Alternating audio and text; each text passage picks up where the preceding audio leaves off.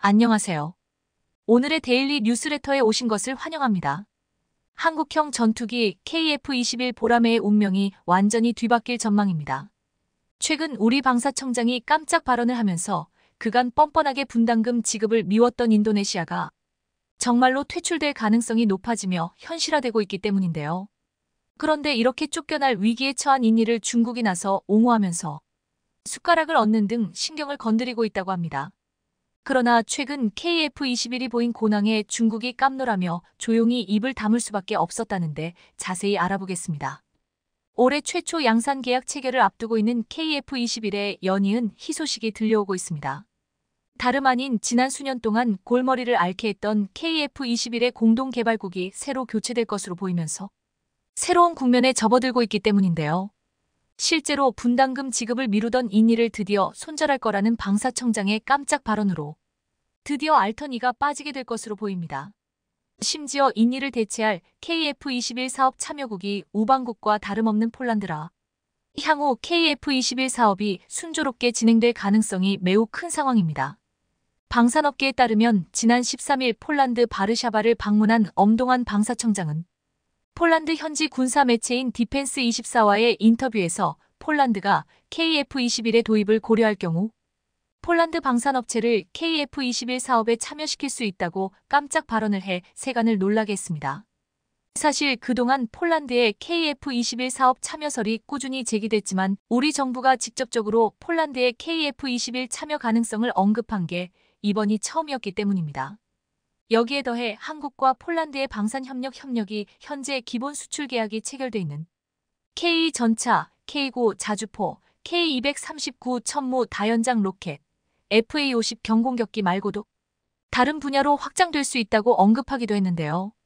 엄 청장은 폴란드의 방위산업 역량은 2차 수출 이행 계약 시 기술 이전으로 현지 생산 혜택을 크게 받을 것이라며 K239 천무용 유도탄이 현지에서 생산된다면 제3국으로의 공동 수출도 협력할 수 있을 것이라고 설명했습니다. 다시 말해서 이는 폴란드를 거점으로 유럽 지역 내에 한국산 무기 체계를 수출하겠다는 의미이기도 합니다. 실제로 그는 폴란드와의 방산 협력 전까지 한국의 유럽 방산 수출은 주로 K9 자주포 중심이었다면서도 하지만 이제 한국과 폴란드는 공동 수출을 모색하는 단계에 이르렀고 한국산 무기 체계가 다른 유럽 국가들에게 수출되면 폴란드가 부품 공급을 위한 유지보수 서비스 등 통합 물류의 허브가 될 수 있다고 강조했습니다. 사실 우리 방사청의 이번 폴란드 방문은 폴란드와의 2차 이행 계약을 협의하기 위한 것으로 자금 조달이 필요한 폴란드의 수출입은행 개정 추진을 알리기 위해 이뤄졌는데요. 실제로 국내 방산 업체들은 K2 전차 2차 계약분 820대, K9 자주포 잔여 물량 308문을 폴란드에 공급해야 하지만 수출금융 지원 문제로 막혀있는 상태입니다. 현재 국회에는 수출입은행의 법정 자본금 한도를 25조에서 35조 원으로 확대하는 수출입은행법 개정안 3건이 계류돼 있어 폴란드와의 계약이 무산될 위기에 놓였습니다. 이런 이유로 산업연구원은 최근 출범한 폴란드 새 정부가 우리나라와의 무기 계약을 철회할 경우 정부의 글로벌 방산 수출 4대 강국 진입 목표 달성에 큰 부담이 될 것이라며 폴란드에 대한 금융 지원 방안을 서둘러 해결해야 한다고 경고하기도 했습니다. 하지만 우려와 달리 폴란드 현지 분위기는 그리 걱정할 만한 상황이 아닌 것 같습니다. 앞서 엄 청장이 안제이 그지부 폴란드 국방위원장을 만나 심도 있는 대화를 나누면서 폴란드와의 거래에서 걸림돌인 금융 지원을 위해 폴란드 신용 한도 증액 동의는 물론 법 개정안 채택을 언급하며 우려를 잠재웠기 때문입니다. 이에 안제이 그지부 위원장은 한국산 무기의 큰 장점은 나토 시스템과의 상호 운용성이 가능하고 무기 자체를 기다리지 않고 즉시 구매할 수 있는 장점이 있다며 한국산 무기를 통해 군 현대화를 추진하고자 한다고 답변한 것으로 알려졌습니다. 그러면서 그는 한국 수출입은행이 폴란드에 대해 더 높은 신용 한도를 얻을 수 있도록 동의하길 바란다고 어필했습니다. 이날 우리 방사청은 마르친 쿨라세크 폴란드 국가자산부 차관과도 만나 한국과 폴란드 사이의 무기거래 협력 회담을 가지며 끈끈한 관계를 다시 한번 과시했습니다.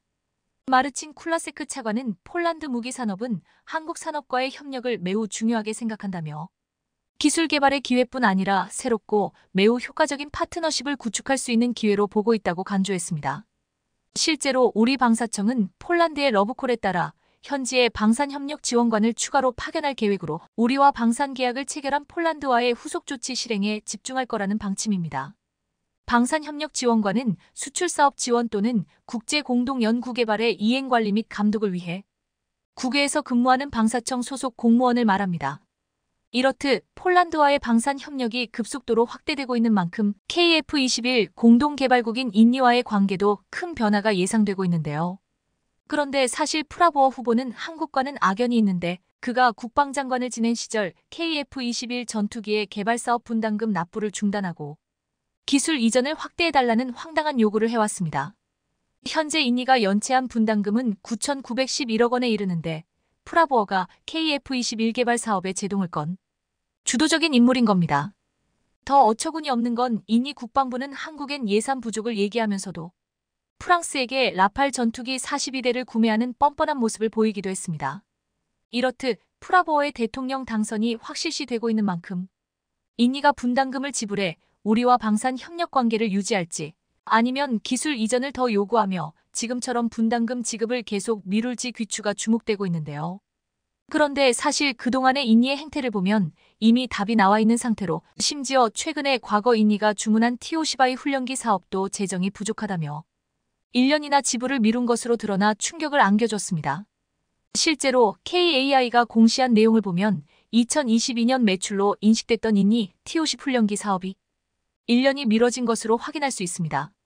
이에 따라 기존에 내년 6월 공급할 예정이었던 6대의 T-50I 훈련기 납품이 이듬해인 2026년으로 미뤄졌습니다. 앞서 2014년 KAI는 우리 공군 조종사 교육을 위해 개발한 최초의 국산 초음속 고등 훈련기 T-50을 기반으로 만든 T-50I 16대를 인니에 수출했었습니다. T-50I의 경우 훈련기로 분류되지만 기존 T-50과 달리 레이더와 무장 장착이 가능해 FA-50급의 경공격기로 업그레이드할 수 있는 만큼 인니에서 눈독을 들인 기종입니다. 이런 이유로 2021년에도 인니는 T-50I 기체 6대를 추가 주문했지만 인니 국방부가 자금 문제를 이유로 도입을 1년 늦추면서 KF-21에 이어 훈련기 도입도 연기될 가능성이 커지고 있는데요. 이는 인니의 발악이 최악으로 치닫고 있는 상황으로 최근 논란이 된 KF-21 자료 유출 사건에 이어 제대로 뒤통수를 쳤습니다. 그런데 그 와중에 중국에서 보람의 사업이 껍데기라며 황당한 반응이 나와 그저 어안이 벙벙할 지경입니다. 최근 중국 언론들은 한국이 KF-21 개발 사업에 난항을 겪고 있으며 보람의 사업에 속은 인니가 안타깝다는 보도를 내보내면서 이때다 싶어 한국을 깎아내리기 바빴는데요. 중국 언론들은 한국은 보람의 사업을 통해 5세대 전투기 개발 사업에 뛰어들면서 중국의 항모 전단을 몰살시킬 계획이었지만 실패로 귀결되는 분위기라며 인니를 등에 업고 중국을 견제하려 했지만 KF-21 성능에 문제가 있는 것으로 보인다고 비난했습니다. 그러면서 현재 인니가 분담금을 내지 않고 버티고 있는 이유 역시 공개적으로 알려지지 않았지만 보람의 전투기 성능 문제 때문이라며 최근에 인니 기술자가 KF-21 기술 유출 사건까지 발생하면서 자신만만하던 한국이 사라졌다고 전했습니다. 매체는 유일한 공동개발국이었던 인니가 기술 유출을 시도했던 것도 예상보다 보람의 성능이 떨어지자 사업에서 발을 빼기 위한 것으로 보인다며 인니에서 대통령 선거가 끝나도 분담금을 낼지 장담할 수 없다고 보도했습니다. 그러면서 종합해보면 현재 인니는 보람의 전투기 개발로 인해 얻을 실익이 없다고 판단하고 있는 것으로 보인다며 한국의 속임수에 빠진 인니가 불쌍하다고 보도했는데요. 이쯤 되면 중국의 터무니없는 비난과 억측에 대해 우리 측에서도 강경하게 나올 필요성이 있어 보입니다. 그러나 KF-21의 능력은 이미 전 세계에서 극찬 중으로 중국의 주장이 한낱 소설에 불과하다는 건 이미 다 알고 있는 사실인데요. 실제로 지난 1월 KF-21 시제기 2호기는 고바등각 조종 안정성 비행시험을 성공적으로 수행하며 공군 전투력 신화를 다시 썼습니다. 당시 KF-21은 환상적인 기동을 선보이며 눈으로 보고도 믿을 수 없을 만큼 완벽한 모습을 뽐냈습니다. 바등각, 이란 항공기 날개의 시위선과 공기 이동 방향이 이루는 각으로 제 앞부분을 상하로 움직여 공격할 수 있는 각도라는 의미에서 공격각이라고도 불리는데 통상 전투기의 바등각 한계치는 50도 정도로 알려졌습니다. 하지만 KF-21은 이번에 상승각을 70도 유지한 채 고도 약 38,000피트 이상까지 비행해 저속 상태에 도달한 이후 안정된 조종 상태로 복귀하는데 성공하며 제대로 사고를 쳤습니다. 실제로 이번 시험은 가장 극한의 기동력을 테스트한 것으로 군사 전문가들은 이를 통해 전투기의 전투력을 직관적으로 확인할 수 있는 지표로 여깁니다. 다시 말해서 이번에 KF-21은 뛰어난 성능과 독보적인 전투력을 입증해내면서 전 세계 군사 전문가들을 제대로 경악하게 만든 건데요. 중국과 인니의 숱한 방해 공작에도 불구하고 KF-21은 그 자체로 경쟁력을 입증하며 나날이 드높아지고 있는 상황입니다. 우리 기술로 만든 초음속 전투기 KF-21이 공중급류에도 성공했습니다. 공중급류는 조종사들에게 고도의 집중력이 필요한 기술로 KF-21은 난기류에도 불구하고 급유 후 안전한 분리까지 첫 공중급류 시험 비행을 차질 없이 완료됐습니다. 이런 식으로 한번 급유를 받으면 작전 반경을 50% 넘게 늘릴 수 있는데 KF-21은 이런 공중급유까지 검증을 통해 합격점을 받은 것입니다. 이제 한국항공우주산업 KAI는 올해 KF-21을 양산할 계획이라고 밝혔습니다. 첫 양산 물량은 20대인데요. 전투기에 탑재하는 공대공 미사일 등의 검증 시험 후 내년 추가로 20대를 체결해 원래 추진했던 40대를 양산할 계획입니다. 2028년까지 40대를 전력화하는데 총 사업비는 7조 9,200억 원입니다. 방사청은 2032년까지 추가로 80대를 더해 KF-21 120대를 차질 없이 군에 인도하겠다고 밝혔는데요. 그런데 최근 KF-21을 개발하고 있는 KAI는 이 회사와 손을 잡고 획기적인 시스템을 도입하겠다고 밝혀 과감한 투자도 신속한 생산도 못하는 유럽의 방위산 업체들을 따돌리고 더욱 더 신속하고 정확하게 고객들의 납기일을 맞출 수 있을 전망입니다. KAI KF-21 40대 생산이 더욱 더 빨라지게 된 이유, 그리고 최근 방문한 사우디 국방차관이 방문한 곳은 어디인지, 사우디 국방차관이 행보를 통해 알 수 있는 다음 계약에 대한 힌트, 자세히 전해드립니다.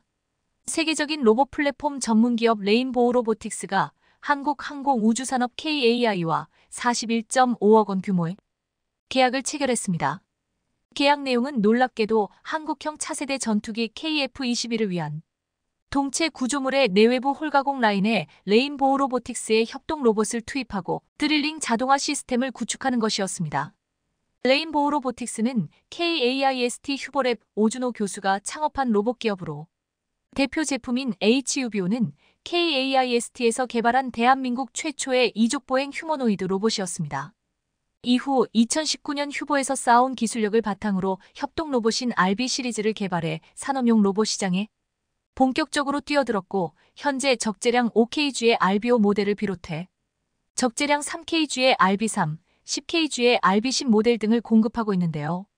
그런데 업계가 두 회사의 이번 계약을 주목하는 이유는 협동 로봇 드릴링 시스템을 제조 현장에 적용하는 것이 세계 최초의 일이기 때문입니다. 협동 로봇 드릴링 시스템은 레인보우 로보틱스와 KAI가 지난 3년간 연구개발을 통해 완성한 시스템으로 협동 로봇을 활용해 전투기 외관 부품 홀가공 자동화 시스템을 완성한 것입니다. 두 회사는 이 시스템을 통해 홀가공 작업 완료 후 각 공정별 내용을 데이터화하고 작업 현황을 실시간 확인하는 등 완전 자동화 시스템을 위해 앞으로도 협력할 계획이라고 밝혔습니다.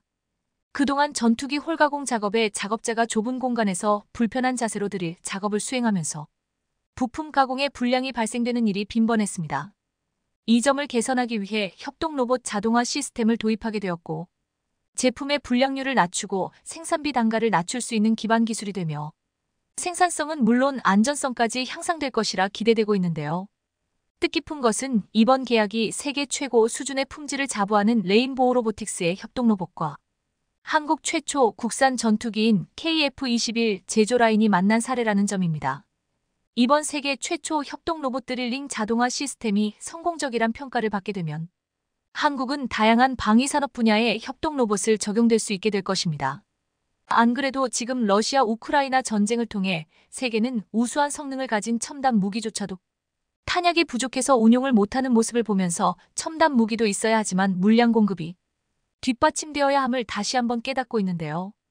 특히 초반에 물량에서 고전을 겪던 러시아가 전차는 물론 전투기까지 빠르게 확보에 나서고 1년간 안 좋았던 러시아 경제가 전쟁이 길어지며 오히려 좋아지는 것을 보면서 서방 국가들은 지금 고심에 빠져 있습니다. 나토 국가들도 전차 및 전투기를 빠르게 확보하고 싶지만 유럽의 방위산업 업체들은 신속성이나 대량 생산과는 거리가 멀기 때문입니다.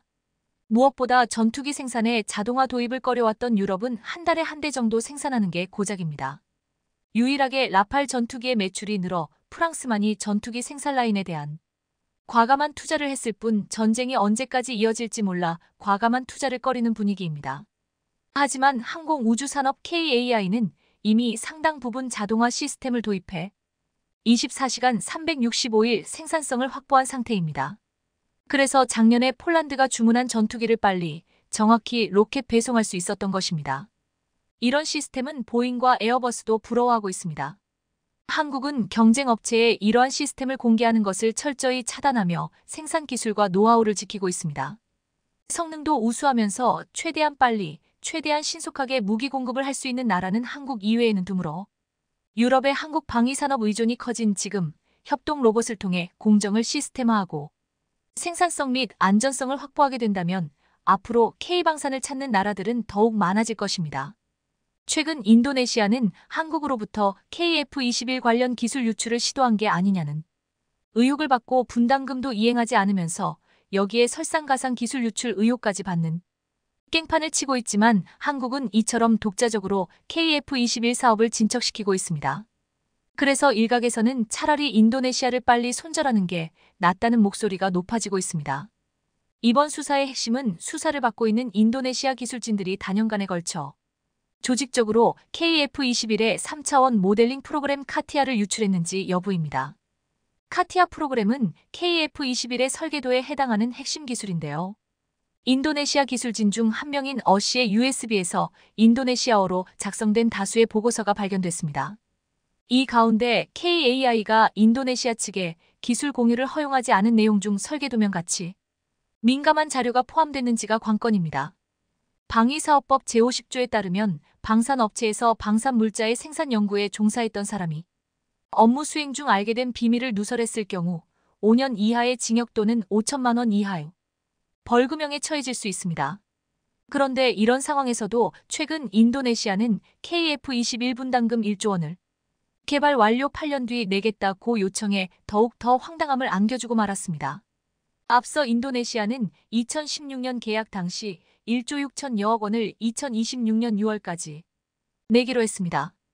그런데 불성실 납부로 논란을 일으킨 것도 모자라 최종 납부 기한을 애초 계약한 2026년이 아닌 2034년까지 8년을 미뤄달라고 한 겁니다. 우리 정부는 전투기 개발이 2026년 완료되는 만큼 개발이 끝난 이후 8년간 돈을 낸다는 제안은 수용하기 어렵다는 입장인 것으로 알려졌습니다. 다만 인도네시아가 완납 의지를 밝혔고 공동 개발을 이어갈 의지도 확인한 만큼 일단 양국 실무진 선에서 타협점을 찾기 위해 비공식 논의를 진행 중인 것으로 전해졌습니다. 한편 인도네시아를 손절하고 사우디와 KF-21 개발을 완료하자는 주장이 나오고 있는 지금 최근 한국을 방문한 사우디 국방차관은 첫 일정으로 대구 공군방공관제 사령부와 한국항공우주산업 KAI를 방문해 KF-21 보라매의 성능을 직접 눈으로 보겠다는 강력한 의지를 표명했습니다. 이후 탈랄 압둘라 아로타이비 사우디 국방차관은 국방과학연구소 ADD를 방문해 6세대 전투기 공동 개발을 논의했는데요.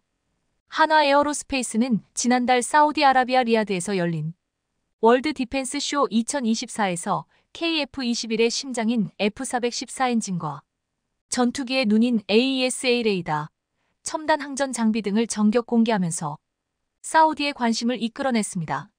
앞서 KAI는 인공지능 기반 무인 전투기가 포함된 차세대 공중 전투체계 개발에 1천억 원을 투입하겠다고 발표했는데요.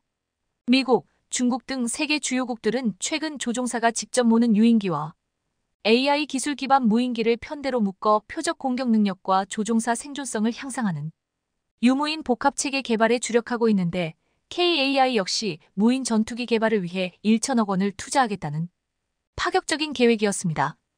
KAI는 유무인 복합 패키지 기술을 앞으로 해외로 수출되는 KF-21과 FA-50에 적용할 경우 수출 경쟁력이 크게 강해질 것이라고 기대하고 있는데요. 사우디 역시 한국의 이런 경쟁력을 눈여겨본 것이라고 분석됩니다. 그런데 사우디 국방차관은 이번에 한국에 와서 KAI의 KF-21 사업장 외에도 한국 해군진의 잠수함 사령부도 방문했습니다. 탈랄 압둘라 아로타이비 차관은 이곳에서 실전 배치된 3000T급 장보고3 도산 안창호급 배치 1 이번 함을 주의 깊게 둘러봤다는 후문입니다. 사우디는 지금까지 해군력에 거의 투자하지 않았지만 최근 홍해와 페르시아만 해상 교통로가 위협받으면서 해군 전력 강화에 큰 관심을 보이고 있는데요. 사우디 해군은 올해 중형 잠수함도 최소 4척 도입을 결정할 예정이라 사우디 국방차관의 이러한 행보는 사우디의 잠수함 도입 사업이 한국으로 기우는 것인가 전망을 밝게 하고 있습니다. 미중 패권 경쟁으로 인해 나락으로 떨어지고 있는 중국이 최근 군사 분야에서도 침울한 분위기를 내비치고 있어 무슨 이유인지 궁금증이 커지고 있습니다. 사실 중국은 어느 누구보다 군함 건조에 열을 올리며 엄청난 자본을 투입하고 있었지만 최근 중국의 강력한 전략 무기로 꼽히던 핵잠수함이 서해 인근에서 침몰했다는 이야기가 전해지며 충격을 안겨줬는데요. 그런데 여기에 더해 한국의 스텔스 잠수함 신기술이 공개되면서 성능이 핵잠수함급이라는 사실이 밝혀지자 중국이 크게 경악했다고 합니다. 반면에 이번에 침몰된 것으로 보이는 중국의 핵잠은 현재 인양 위기에 내몰리며 망신을 당하기 일보 직전이라고 하는데 한국과 중국의 상반된 상황에 대해 자세히 알아보겠습니다. 얼마 전 세계 방산업계를 떠들썩하게 만들었던 한 사건이 있었습니다. 바로 중국 해군의 핵잠이 폭발을 일으켜 침몰해 당시 탑승해 있던 승무원들과 함께 돌연 사라졌다는 소식이었는데요. 하지만 이에 대해 중국 국방부는 루머에 불과하다고 일축하면서 사태가 마무리되는 듯했으나 중국이 발뺌했던 것과 달리 침몰 사고가 의심되는 93B형 핵잠수함의 인양 작업이 최근 이뤄지고 있다는 이야기가 암암리에 퍼지고 있었습니다. 방산업계에 따르면 최근 중국 잠수함 침몰 의혹이 제기된 해역 일대를 미군과 캐나다 해군이 정찰에 나서며 인양 작업을 준비하는 듯한 모습이 포착됐습니다. 이를 위해 미군 기상 정찰기와 캐나다 해군 대잠 호위함이 투입됐으며 루이지애나에 모항을 두며 미 연안에서 활동하던 미 해군 해양조사함 오션 인터벤션함까지 돌연 나타난 모습이 확인되기도 했습니다. 오션 인터벤션함은 특수목적 함정으로 중국 핵잠 침몰 의혹이 있었던 8월 말 갑자기 일본 해역 근처에서 포착되더니 9월엔 일본 사세보 해군기지에서 기항한 두 곧바로 동중국해로 향했습니다. 그런데 출항 당시 오션 인터벤션함에는 컨테이너들이 다수 적재돼 있던 게 포착되면서 동중국해에서 어떤 임무를 수행하기 위한 것이 아니냐는 추측을 불러일으켰는데요.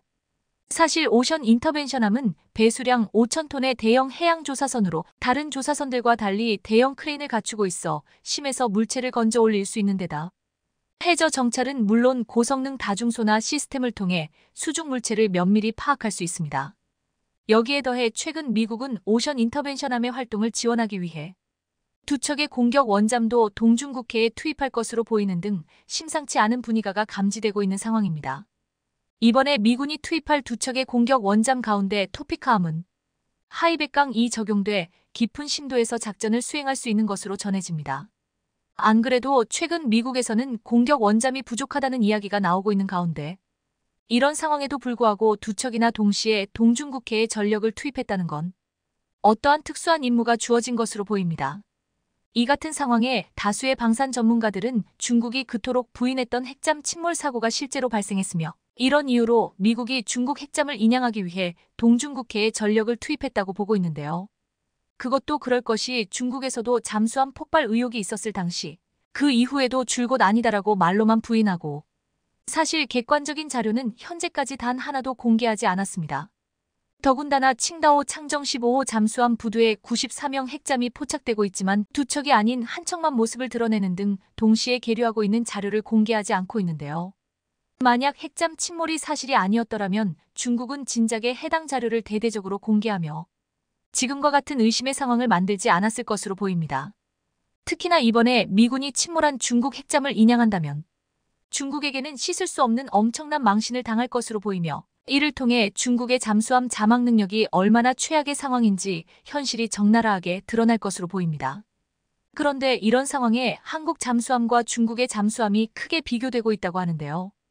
사실 애초에 세계 방산 업계에서는 이런저런 객관적인 근거가 없었더라도 중국 잠수함이 실제로 침몰했을 가능성을 높게 봤었습니다.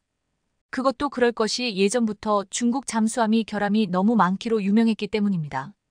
여기에 더해 중국 잠수함은 성능에 비해 가격이 터무니없이 비싸 가성비도 최악인데다 소리도 커 경운기라는 별명이 붙었을 정도로 여러모로 평가가 좋지 않습니다. 특히나 잠수함은 스크루 등에서 나오는 소음으로 탐지되기 때문에 소음이 크면 치명적인데 중국 잠수함은 이런 기본적인 조건조차 갖추지 않았습니다.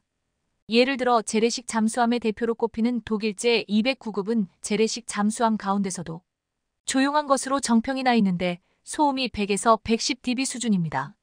3000T급 국산 잠수함인 도산 안창호급은 이와 비슷하거나 약간 작은 것으로 알려져 있지만 이와는 달리 중국은 잠수함은 처참한 수준입니다. 실제로 구형 핵추진 잠수함인 중국의 한급 공격용 잠수함은 소음이 이보다 30에서 40dB가량 큰 140dB에 달해 수중 경운기라는 별명을 얻을 정도입니다.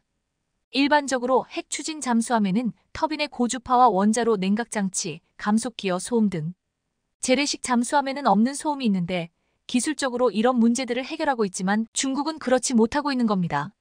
실제로 기술 발전으로 신형 핵추진 잠수함은 소음이 재래식 잠수함과 비슷한 수준으로 낮아졌다는 게 방산 전문가들의 평가입니다. 반면에 한국 잠수함은 소음을 완벽 차단하는 등 중국 잠수함과는 전혀 딴판인데요. 실제로 국내 조선업계 유일이라는 하나오션의 수중음향 연구시설에는 기포로 수상함 선체를 감싸 선내 소음을 차단하는 마스커 에어 시스템이 존재합니다. 이는 바로 적 잠수함의 음향 탐지 가능성을 줄이는 스텔스 기술로 하나오션에 따르면 효과는 수상함에서 화장실 물 내리는 소리를 차단할 정도라고 합니다. 특히나 이런 놀라운 성능을 보이는 장비는 현재 미국만 전력화한 잠수함 최신 기술로 우리 해군에는 2028년쯤 적용될 예정인데요. 음향 수조와 마찬가지로 국내 조선업계 유일이라는 육상시험소에는 수소연료전지 설비가 자리해 있는데 이는 도산 안창호함에 적용돼 기존 디젤엔진 잠수함보다 자망 기한을 5배가량 늘린 핵심 기술입니다.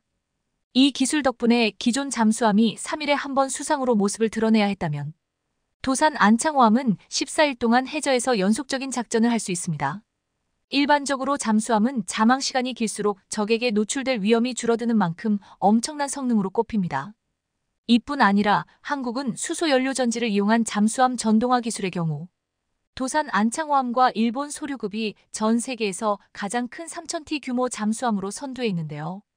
이런 상황에 갈수록 연료전지 기술이 발달하고 있는 만큼 앞으로 한국이 만드는 잠수함은 수중작전 시간이 중국에 비교되지 않게 기하급수적으로 더 길어질 것으로 보입니다.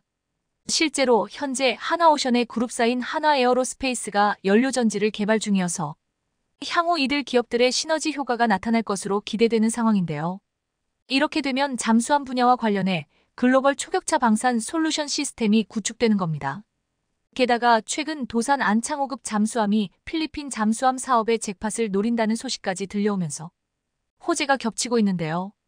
방산업계에 따르면 1조 8천억 원 규모의 필리핀 잠수함 수주전을 벌이고 있는 하나오션에 최근 수주 청신호가 켜졌습니다. 해군 전력 현대화 사업을 추진하고 있는 필리핀이 하나오션이 건조한 장보고 3KSS-3 잠수함에 관심을 보이면서 결과는 정해졌다는 평가가 나오고 있기 때문입니다. 현재 필리핀 정부는 해군 전력 현대화 사업인 호라이즌을 추진 중으로 잠수함 2척을 새롭게 도입할 방침입니다. 이번 프로젝트는 하나오션과 함께 프랑스 방산기업인 나발그룹, 스페인의 나반티아의 3파전 양상이었지만 대세는 이미 기울어졌다는 평가입니다. 프랑스 나발그룹과 스페인 나반티아는 전 세계 해군에서 운용 중인 스콜펜급 잠수함과 S-80급 잠수함 건조 능력을 각각 보유하고 있는데요.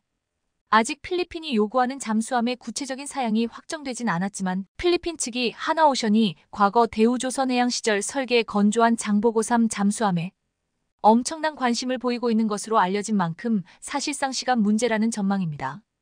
현재 하나오션은 필리핀의 요구에 따라 장보고3 3000톤급 잠수함에서 파생한 2800톤급 장보고3 PN 잠수함을 제안한 것으로 확인됐습니다.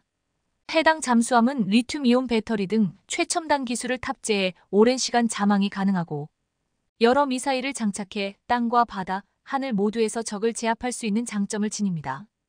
여기에 더해 하나오션은 필리핀 측과 잠수함 유지, 보수와 같은 통합군수 지원에 관한 협상에서도 상당 부분 진전을 이룬 것으로 알려지면서 급물살을 타고 있는데요.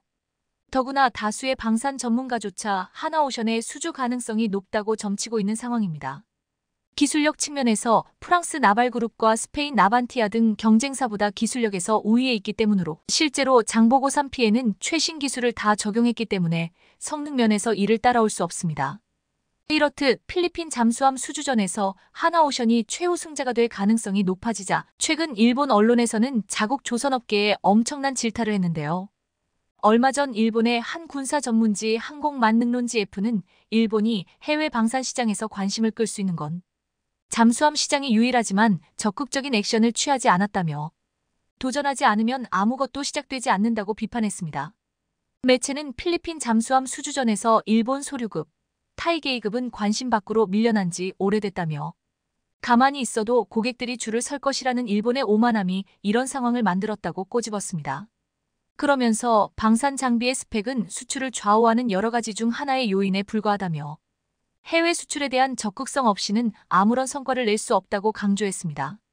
다시 말해서 일본의 이런 반응은 한국의 경우 세계 방산 시장에서 엄청난 존재감을 드러내고 있음에도 불구하고 수주전 하나하나마다 치열한 경쟁을 벌이는 등 이를 본받아야 한다는 따끔한 지적으로 보입니다. 과거 한국은 아무런 기술도 없이 맨손으로 정비기술과 노하우를 익히고 발전에 발전을 거듭해 오늘날 명실상부 잠수함 수출국으로 발돋움했는데요. 세계를 제패하는 한국 방산의 저력이 새삼스럽게 위대해 보입니다. 한국의 이지스함이 미국의 이지스함과 동급이 된다는 소식이 나와 연일 화제가 되고 있습니다. 비로소 우리 해군의 철통 같은 대비태세가 갖춰지게 되면서 북한은 물론 중국까지 완벽히 방어할 수 있게 됐다는데 무슨 소식인지 자세히 알아보겠습니다. 그동안 성능 개량 사업 자체가 추진되지 않고 있던 세종대왕급 이지스 구축함이 드디어 새롭게 거듭난다는 소식입니다. 우리 해군은 지난 9월 세종대왕급 성능 개량 사업 소요를 제기하며 2035년까지 사업을 완료하겠다는 의지를 내비쳤는데요.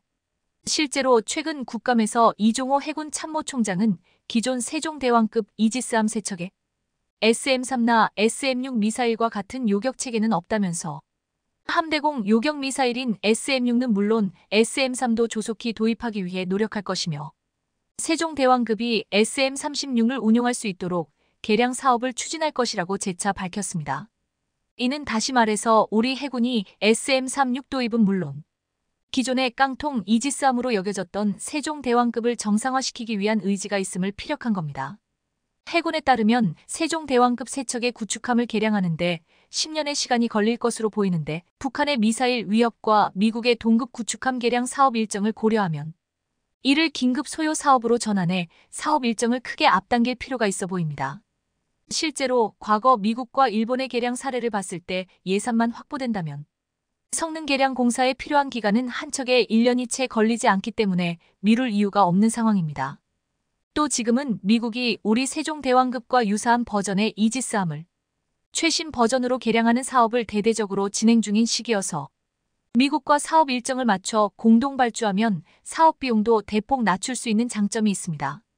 세종대왕급 구축함은 한국형 구축함 KDX-3 사업을 통해 전력화된 길이 166m, 경하 배수량 7,600톤급의 이지스 방공체계를 탑재한 구축함인데요.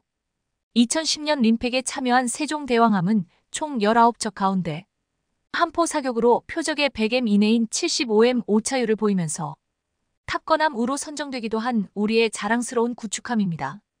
실제로 최근 CNN에서 한국이 만든 이지스 구축함 세종대왕함을 지난 6월 CNN은 이들은 아마도 세계 최고의 군함일 것, 그리고 그들은 미국산이 아니다라는 기사를 보도하고 세종대왕함을 세계 최고의 군함으로 꼽았습니다.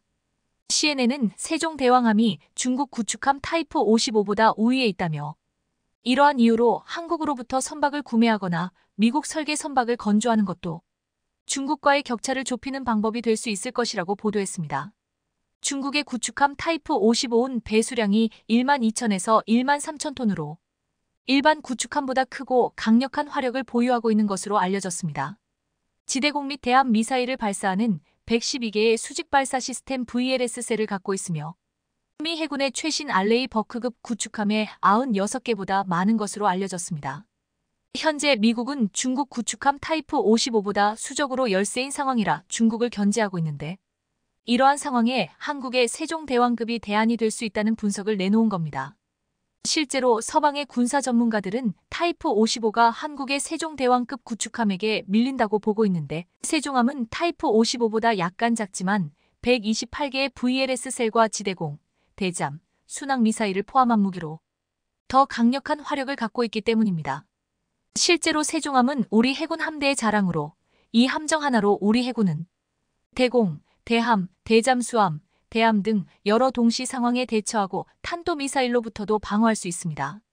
그런데 사실 세종대왕급은 그동안 몇 가지 요격 체계와 관련해 논란이 있기도 했는데요. 실제로 정조대왕급 구축함은 SM-3 운용이 가능하지만 세종대왕급 구축함에 SM-3을 탑재하기 위해서는 소프트웨어와 하드웨어적 개량이 필요하며, 이를 위해 척당 최소 5천만 달러가 투입돼야 합니다. A는 사실 그동안 중국 등 우리의 미사일 방어 체계에 민감하게 반응하는 주변국을 자극하지 않기 위해서 사실거르면 물국 체계 판출하는 외교적 마찰을 줄이기 위해 신경을 썼던 부분이었습니다. 그것도 그럴 것이 이 문제에 대해 우리 해군이 조금만 언급해도 예전부터 중국은 분노를 숨기지 않고 폭발하며 유독 예민한 반응을 보이며 신경전을 펼쳤습니다. 과거 사드, 도입 논란에서 강하게 반발했던 중국의 움직임을 볼 때 한국이 세종대왕급의 SM-3을 운용한다고 하더라도 중국에서 들고 일어날 가능성이 매우 높기 때문입니다. 실제로 2016년 우리 해군이 차세대 이지스 구축함에 북한의 탄도미사일을 추적해 요격할 수 있는 시스템을 장착하려 하자 중국은 이를 두고 해상사드 구축 계획이라며 맹비난하며 발작했습니다. 당시 중국 관영 매체 황구망은 한국이 차세대 이지스 구축함에 탄도미사일을 요격할 수 있는 SM-3 함대공 요격미사일을 탑재하려는 건 사드 배치 결정 이후 한국의 미국 경도 현상을 상징적으로 보여주는 것이라고 보도했습니다. 매체는 해양권익을 둘러싸고 일본, 중국과 대립하는 한국 해군이 역량을 강화하려 하지만 이상과 현실은 다르다면서 한국의 해상사드가 날로 악화하는 해상 환경을 근본적으로 바꿀 수 없다고 깎아내렸습니다. 그러면서 세 척의 구축함이 북한의 수많은 전술미사일 공격을 막을 수도 없을 것이라며 한국이 복잡한 시스템을 제대로 조정할 능력이 있는지도 의문이라고 무지성 발언을 서슴지 않았었습니다. 그런데 이번에 우리 해군의 SM-3, SM-6 업그레이드 소식 나오면서 연일 화제가 되고 있는데요. 실제로 대한민국 해군의 이지스 구축함인 세종대왕함에 이어 후속 사업으로 정조대왕함이 필살기로 등장하면서 화상기로 중국을 벌써 벌벌 떨게 만들고 있는 주의 경리다. 심지어 정조대왕함은 미국의 이지스함과 동급이 될 것으로 보이면서 대한민국 해상의 핵심 전략 자산이 될 것으로 엄청난 기대를 받고 있는 중입니다. 이는 지난달 미 해군 7함대 소속 SM-3로 ICBM 격추에 성공한 이지스함 존 핀이 제주 해군기지에 입항했다 출항한 사실과 무관하지 않아 보입니다. 앞서 2020년 미국 미사일 방어청은 존 핀에서 신형 요격 미사일 SM-3 블루기어를 쏘아 올려 모의 ICBM을 격추하는 시험에 성공했는데, 당시 시험은 북한의 ICBM 위협에 대비한 것으로 알려졌습니다.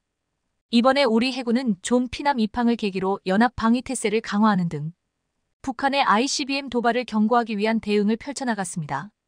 이는 다시 말해서 우리 이지스함과 미 이지스함이 함께 북한의 도발에 나설 정도로 동일한 수준의 전투태세 역량을 갖춘 것으로 평가되고 있습니다. 실제로 세종대왕급에 이은 정조대왕급이 본격적으로 등장하게 되면 우리 이지스 구축함은 미국 이지스함과 동급 수준으로 평가될 것으로 보입니다. 지난 4월 방사청이 정조대왕급 이지스함과 한국형 차기 구축함에 탑재할 함대지 탄도미사일 사업 추진 기본 전략을 의결했기 때문인데요.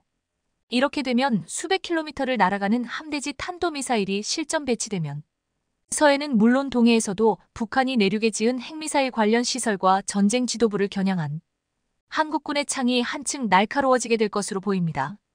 북한의 미사일 요격 방어가 임무였던 이지스 구축함에 함대지 탄도 유도탄이 탑재되면 해군의 수중 킬체인이 한층 보강되는 건 물론 북한이 지대공 방공 체계를 고도화하는 상황에서 함상에서 발사되는 탄도미사일은 순항미사일의 단점도 보완해줄 핵심 전력이 될 것으로 기대됩니다.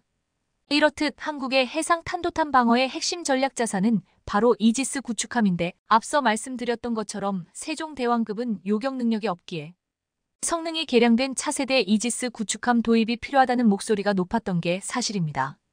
그래서 시작된 사업이 광개토2 이지스 구축함 획득 사업이었는데 정조대왕급은 기존 광개토 3 배치 세종대왕급 구축함에 비해 필살기가 더욱더 강해졌습니다. 실제로 정조대왕급은 탄도탄 대응과 대잠 수함전 능력이 향상된 함정으로 평가받고 있는데 우리 군은 여기에 베이스라인 9를 탑재하며 탄도미사일과 항공기 요격을 위해 SM-6을 도입한다는 계획입니다.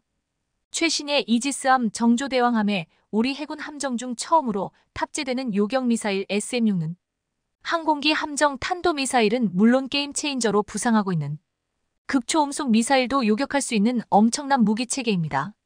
실제로 SM-6는 미국과 한국에서 사용하는 SME 함대 공미사일의 성능을 높인 것으로 최대 460km까지 날아가며 멀리 떨어져 있는 적기가 대함미사일을 발사하기 전에 먼저 공격할 능력을 갖췄습니다.